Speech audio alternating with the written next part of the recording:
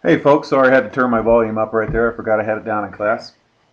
Okay, this pre-calculus lesson, it would be helpful if you had a graphing calculator. I'm using the TI 8384 calculator, so it would be really helpful if you had that. If you don't, you can do it without the calculator, but you can get more precise with the calculator. And this is locating zeros of a function.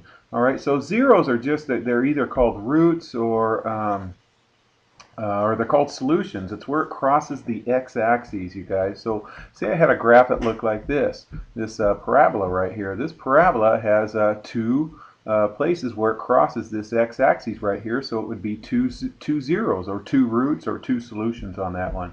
You might have a polynomial function that looks like that, where there's just one zero. Okay, you might have a polynomial that'll give you four zeros, okay, or a polynomial that doesn't give you any zeros. There are no zeros on that, okay? Now typically, you guys, this is a quadratic right here. This is an x squared, and I know it's a quadratic, or it could be a fourth root or a sixth root. I know that because it has one hump right there. This one right here has two humps, so it's a degree 3, so it's like an x cubed one right here. So you think of the degrees, and then if you take one less than that, then that's how many humps it has. So this is a quadratic, an x squared, a degree 2. So if you take one less than that, it's going to have one hump. This has two humps, so this is typically a degree 3.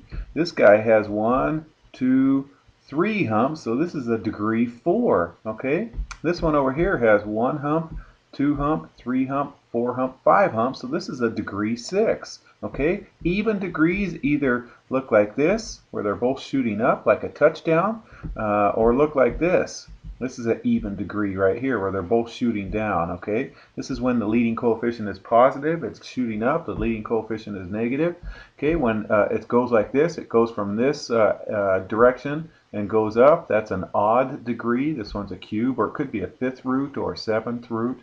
And this is a positive leading coefficient, and if it was going down in this direction, it would be an odd root, but it would be a negative one. Anyways, that's another lesson, you guys. I'm getting a little sidetracked there. All right, so Descartes' rule of signs says this, you guys. Don't let it confuse you. I have a nice example that explains this.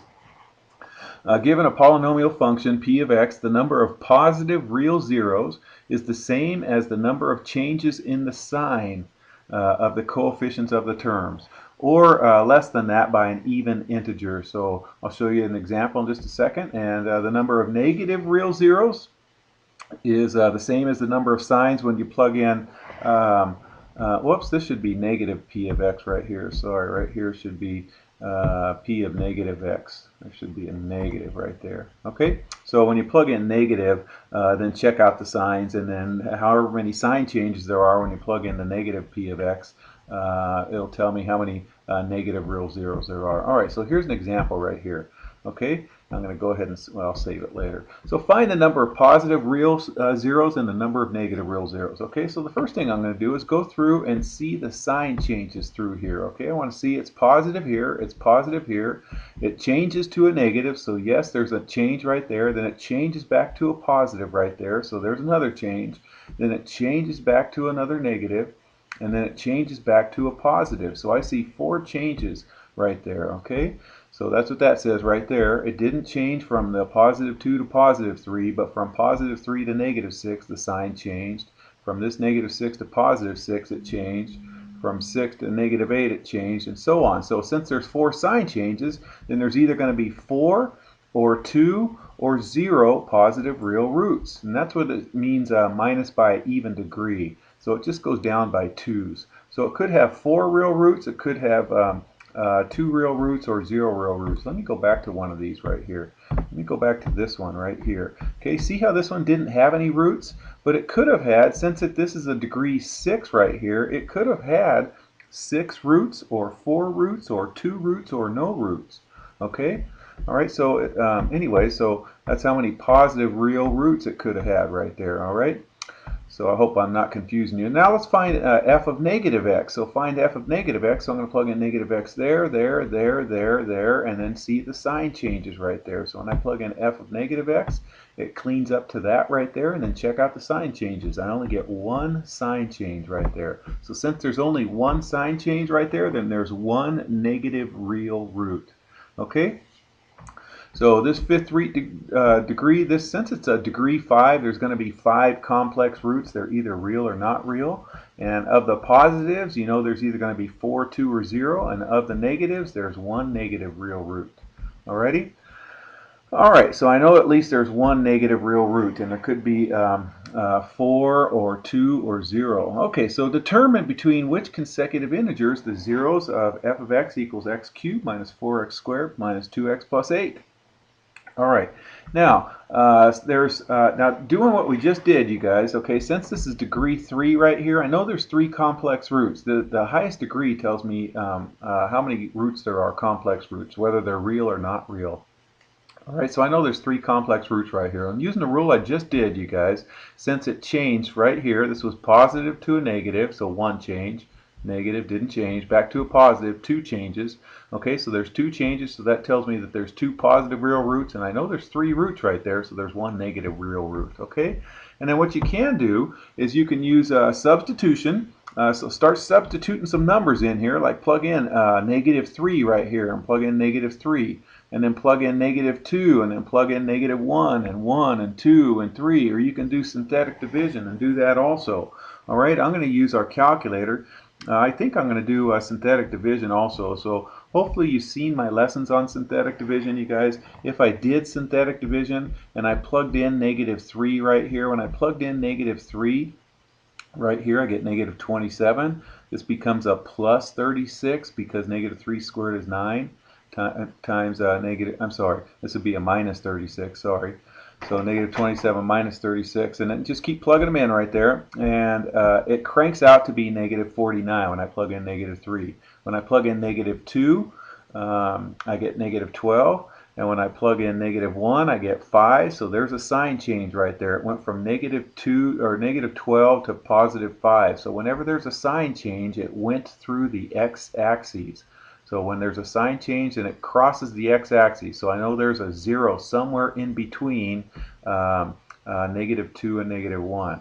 Okay, when I plugged in 0, I got 8, and plugged in, so it still stayed positive, positive. All of a sudden it went to a negative, so there's another sign change. It crossed to the x-axis again right there. Think of your graph. It's up there at y equals 3, and then it went down to y equals negative 4. It went through the x-axis again.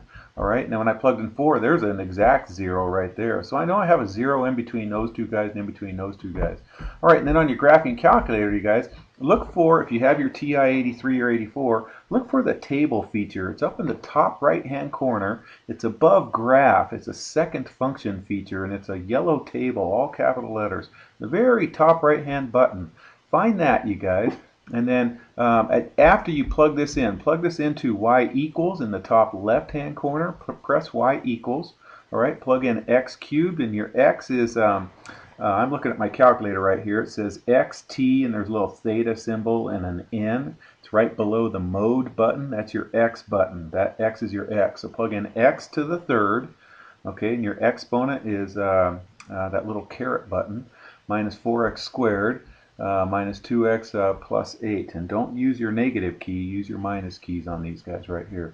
Alright, and then once you do that, then go ahead and hit your table right there. Once you hit your table, it'll punch up this thing right there, okay, and you'll see this right here, and then so it generates the integers for you. So you plug in x equals, it'll plug in x equals negative 6. And right here you can see it plugs it in for us. This is the same thing right here. Look, here's negative 3, here's negative 3 right there, negative 49, negative 49. Okay, so it does it for you right there. It does it even more numbers for you guys. And you can see it went from a negative to a positive, so I know there's a 0 in between x equals negative 2 and negative 1. And I know there's another 0. Where did I see another 0 right here? Between these guys right here, when I put when it went from positive to negative, there's another 0 right there. All right.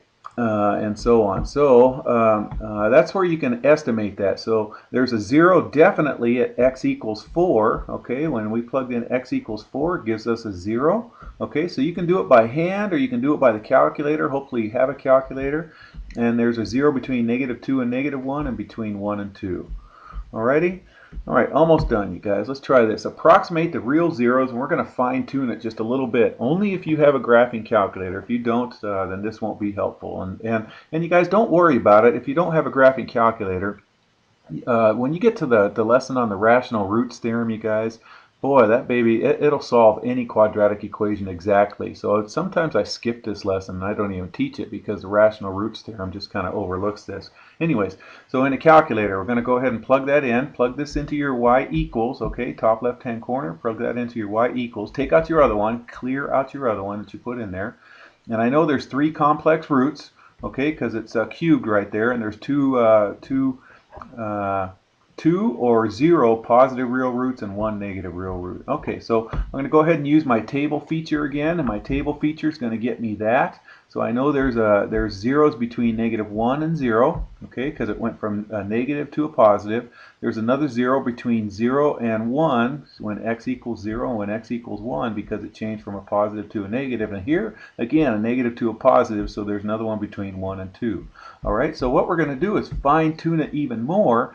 You see the table set feature, and it's right above, way at the top, right above your window button, your table set feature. So find that, and when you find that, there's a little feature in there that says triangle table. That means change. That means change your table. Change it from 1 to 0.1. So these won't be going by jumping by ones. They'll be jumping by 0.1s. Then use your table feature again, and you'll get something like that. See, it made it by 0.1s. There's -0.8, -0.7, -0.6, -0.5. Look how close that is to 0 right there.